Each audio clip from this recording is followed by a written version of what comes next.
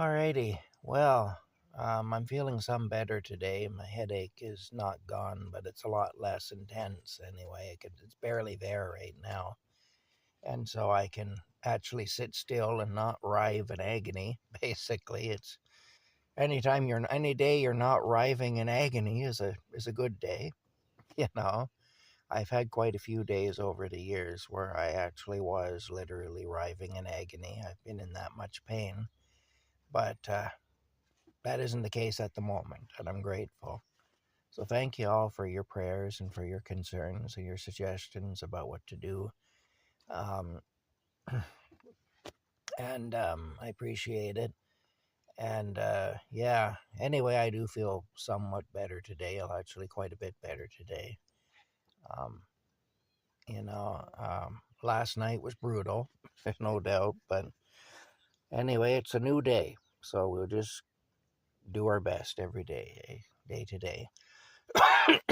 Um, One thing that I'm seeing in the news up here in Canada, and for those of you who are in other countries, you may not be aware of this, but it's a thing here in Canada now where prior to opening public meetings like school board meetings and different things like that, town council meetings and so on, they're getting into this thing now, and this is what I would call compelled speech.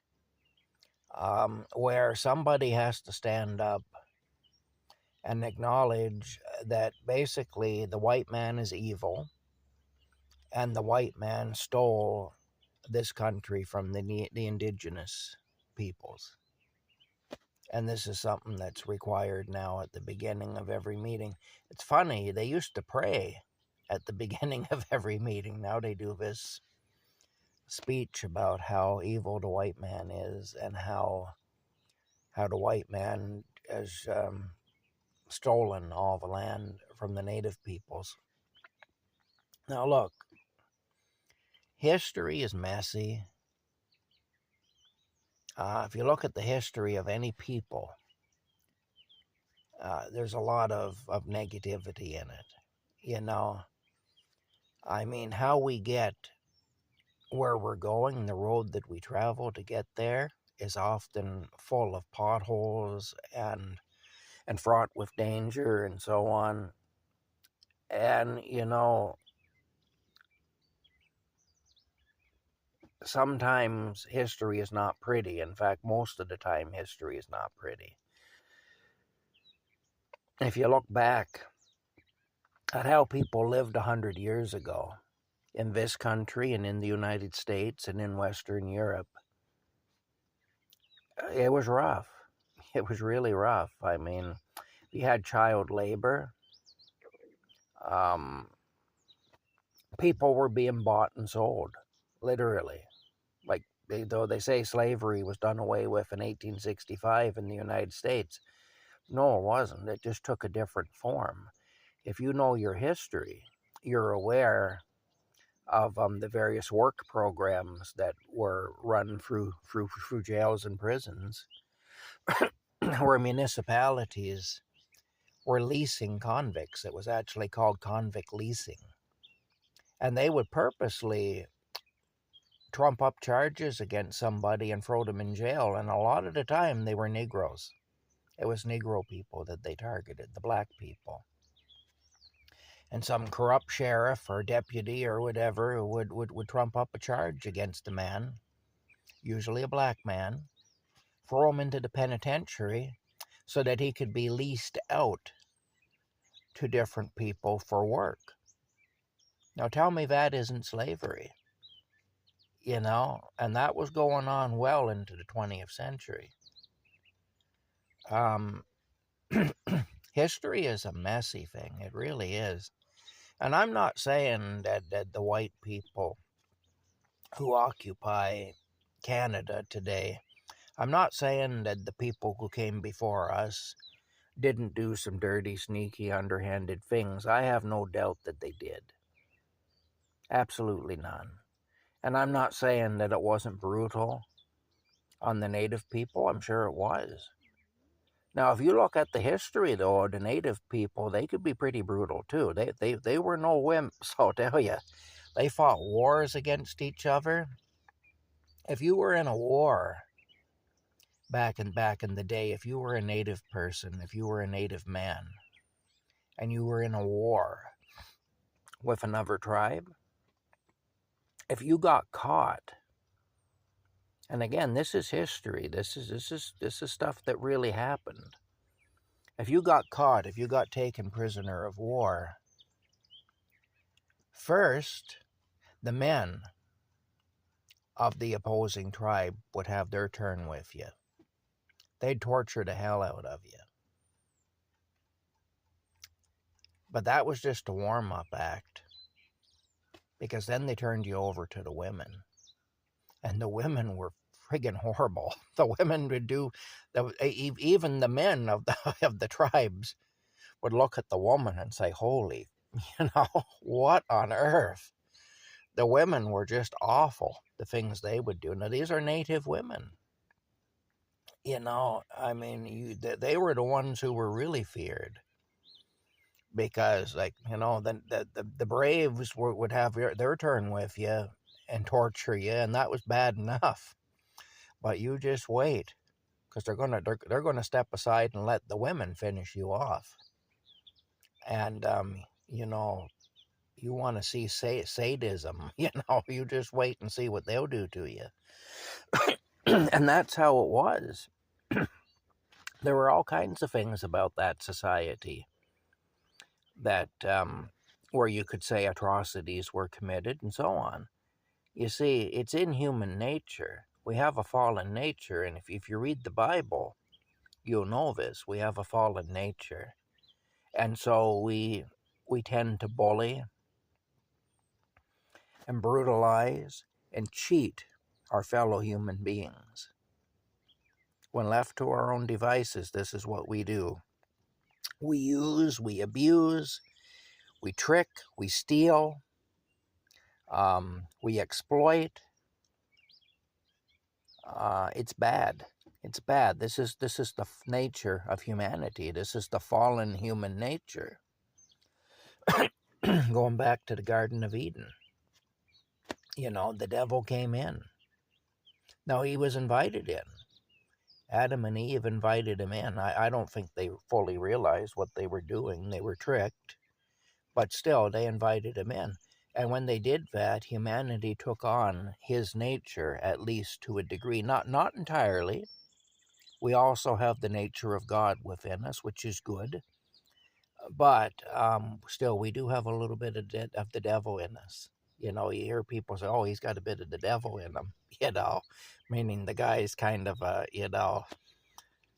maybe not entirely trustworthy or whatever. He's got a bit of the devil in him, But the thing is, we all do. Now, as near as I can tell, these land acknowledgements, basically what they are is it's compelled speech and it's virtue signaling. Look, if you're the guy up there at the head of the meeting and you're reading this crap out about how evil the white man is and how the white man did all the terrible things and all the rest of it, and the poor indigenous peoples and all that, tell you what, offer an Indian your friggin' house. Put your money where your mouth is. You won't do that, will you? No, you won't. You won't offer a native person your house. No, but that's what you ought to be doing if you really believe this stuff. Look, I'm not even saying it didn't happen. What I'm saying is that is the nature of this world. It happens all the time. People get conquered. You see, our people had an advantage because we had gunpowder. Basically, we had firearms. And we had technology that far exceeded what the native peoples had. And so that enabled us to come in and to basically ride roughshod over them and take over. Now, in some cases, they agreed to it, but they didn't know what they were agreeing to in a lot of cases, because the way things were set up, they weren't to know. It was trickery. It was deceit. Is that wrong? Yes, it is. It was wrong of the white man to do that. Like I say now, the native people, they're not entirely innocent either. They've done some pretty awful things if you look at their history. But still, that doesn't make it right what the white man did. But to get up on a podium and just to make some stupid virtue signaling speech, okay, we got to make the speech now. We can't have the meeting until we make the speech. What a load of crap. And see, this is what gets to me about Canada these days and about political correctness and all the rest of it. It's all empty words and stupidity. And yeah, let's pretend that a man can be a woman and a woman can be a man, or you can be a cat or a dog or an orangutan or whatever the hell you identify yourself as. Let's pretend that that's the case. You know what? These people that identify as various things. There's a guy down in southern Ontario right now who identifies as a 13-year-old girl so that he can be part of a swim team of 13-year-old girls. Of course, that means that he's changing and showering with the 13-year-old girls. Yet he leaves the pool, he gets into his car, because he's a 50-year-old man is what he is. He gets into his car and he drives home to his place where he lives, unsupervised. What 13-year-old girl drives her car back to her house or her apartment where she lives unsupervised? 13-year-old girls freeze their asses off at the bus stop and they ride the bus. Or they wait outside for mom or dad to come and pick them up, and they live in a place where the parents or the guardians, whoever's looking after them, makes the rules. And they have a bedroom with, I don't know, pictures of, boy actors and boy singers they have crushes on and stuff on the walls, and and whatever. And the parent or the guardian can say, hey, clean your room. That room's looking kind of messy. You better clean it.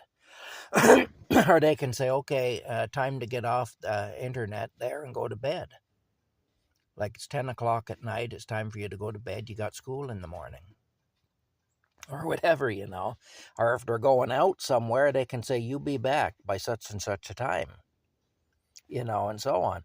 That's how a 13-year-old girl lives. This guy is only living like a 13-year-old girl when it comes to the part where he goes into the change room with them and gets naked. So now he's looking at a bunch of naked 13-year-old girls, and obviously they can see him too, and he gets some sort of a sick thrill out of that, looking at them and having them look at him. And who knows, it may go further than that. He may decide he wants to do more than look. Hey, look, I can tell you as a man, if I'm attracted to a woman, and let's say she allows me to see her in that way, and I'm not talking a little girl, I'm talking a woman. Let's say I'm a 57-year-old man. Let's say I'm attracted to a 47-year-old woman or a 50-year-old woman or whatever, and she allows me to look at her body. I'm going to like that, for sure, but I'm going to want to take it further. I'm going to want looking to lead to touching, and I'm going to want the touching to lead to other things, because that's just normal, So why shouldn't I think that this 50-year-old man, who is obviously attracted to little girls, isn't going to want to do more than look? If I had a daughter on that swim team, I'd be pulling her out of there. I'd be saying my daughter's in danger there. I'm not having it. I'm pulling her out of there. She doesn't need to be mixed up with a friggin' 50-year-old man in any way, shape, or form. Some old pervert, leering at her and putting himself on display in front of her and everything, and possibly even wanting to do more than that. I'd pull her right out of there for her own safety. But the bottom line is, we're required in this country, though. What I just said there now is hate speech. In this country, that is hate speech, because I just said that this man who says that he's a 13-year-old girl has ulterior motives. And how dare I say that? I must be a hateful bigot, you see, because I said that. Well, no, I'm not a hateful bigot. It's just common sense.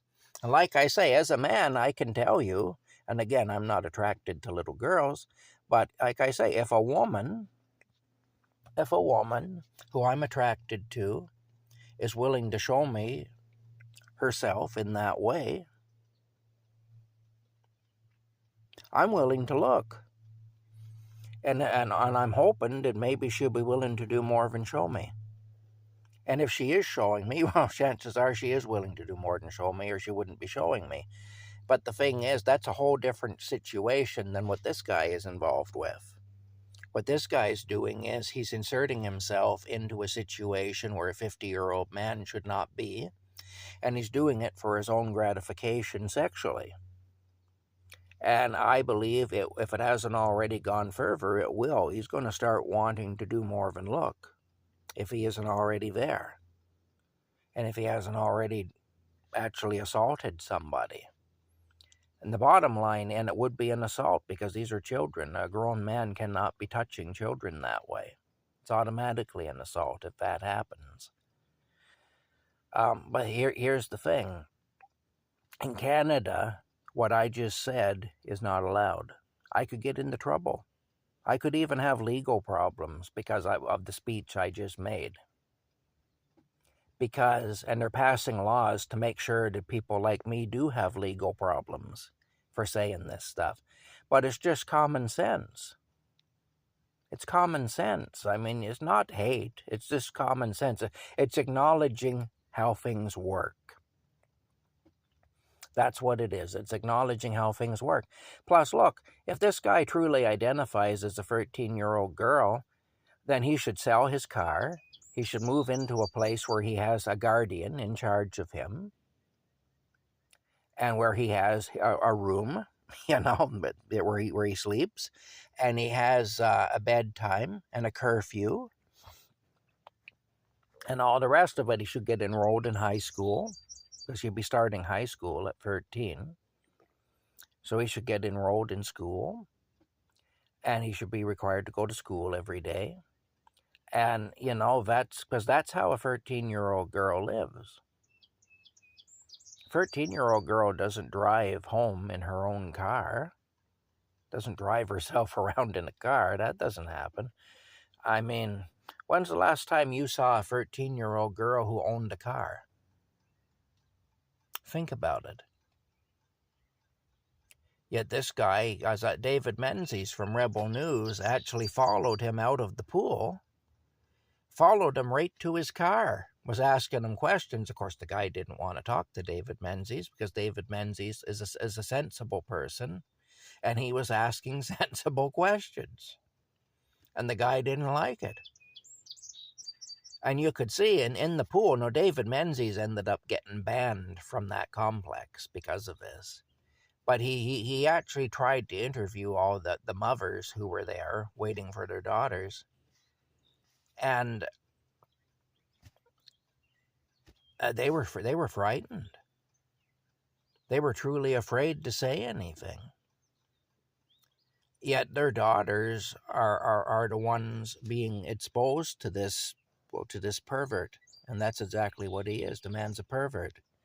And again, let's not kid ourselves about it. Let's not kid ourselves. We know what's going on. You can pretend you don't know all you want. You can stick your head in the sand, but you know. See, all this virtue signaling we're doing these days, all this lip service we're paying to various causes. And on some level, most of the people know it's stupid. Most of the people know it doesn't amount to a hill of beans. And most of the people know even that in order to do it, you have to ignore an awful lot. And you have to pretend. You have to cut out certain parts of reality and paste in other fictional things to make it work. I mean, look, we all have our fantasies and our ideas about things and all the rest of it. And, there's nothing wrong with that. But the thing is, reality